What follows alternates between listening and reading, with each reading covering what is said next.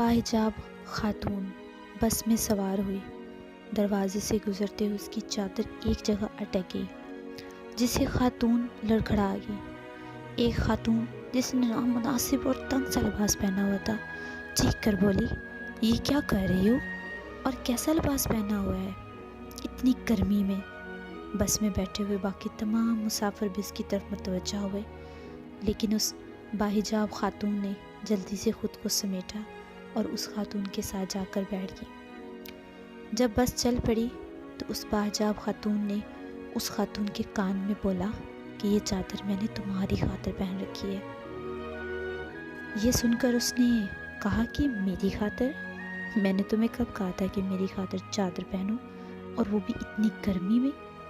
اس نے کہا، بالکل، میں نے یہ لباس تمہاری خاطر پہنا ہوا ہے، میں نے یہ حجاب تمہاری خاطر پہنا ہوا ہے، تاکہ اگر ایک دن تمہارا شوہر جس نے تم سے نکاح کیا ہے، تم سے وعدہ کیا ہے کہ وہ تمہارے علاوہ کسی اور خاتون کی طرف نظر اٹھا کے نہیں دیکھے گا، کبھی تم سے بے وفائی نہیں کرے گا، اور وہ کبھی دوسری عورت کی طرف توجہ نہیں کرے گا، کبھی وہ کسی دوسری عورت کے حسن کی طرف مائل نہیں ہوگا، اس کا دل تم سے بھرے گا نہیں، اور تمہاری ازواجی زندگی خراب نہیں ہوگی، اس کی توجہ، اس کی محبت صرف اور صرف تمہارے لیے ہوگی۔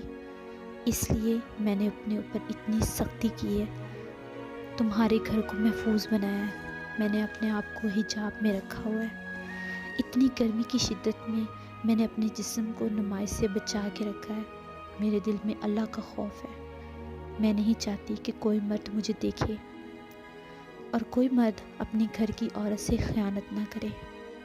میرا بھی شوہر ہے جسے میں خیانت نہیں کرنا چاہتی، کیونکہ میری نظر میں صرف اور صرف میری محبت کا حقدار صرف میرا شوہر ہے۔ میں اس حق میں کبھی بھی خیانت نہیں کروں گی اور کبھی بھی اس سے بے وفائی نہیں کروں گی۔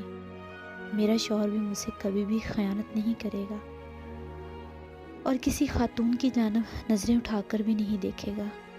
لیکن تم جیسی عورتوں نے، جن کے گھروں میں حفاظت ہے لیکن حجاب نہیں ہے، وہ اپنے جسم کی نمائش کر کے مردوں کو اپنی طرف مائل کرتی ہیں، اور ان کے حسن کی وجہ سے مرد ان کی طرف چلے جاتے ہیں، وہ مردوں کی ایک ایک نظر کی بھیک مانگ رہی ہوتی ہیں۔